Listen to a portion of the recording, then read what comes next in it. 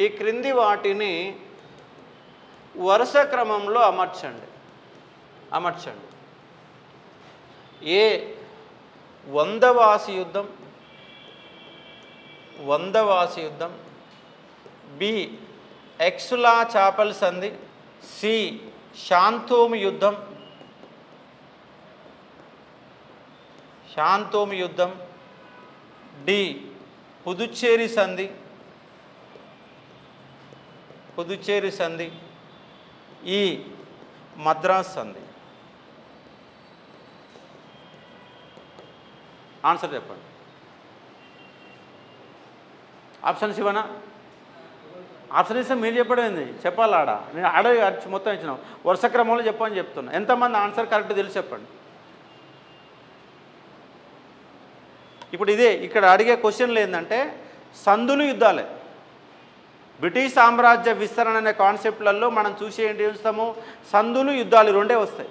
ఎక్కడ దాకా ఈ యుద్ధాలన్నీ 1857 సిపాయిల తిరుగుబాటు వరకు ఇదే చాప్టర్. 1746 నుంచి 1857 వరకు ఈ బ్రిటిష్ సామ్రాజ్య విస్తరణ అనే కాన్సెప్ట్ చూస్తాం.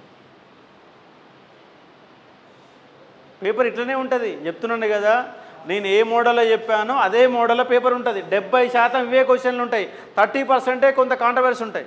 70% ఇవే క్వశ్చన్లు ఉంటాయి. నేను మన లాస్ట్ టైం కానిస్టేబుల్ ముందు పేపర్ చెప్పాను, నేను ఏం చెప్పినో అట్లనే ఆసి దిగినాయి. మోడర్న్ యూనివర్సిటీలో అవే క్వశ్చన్లు దిగినాయి.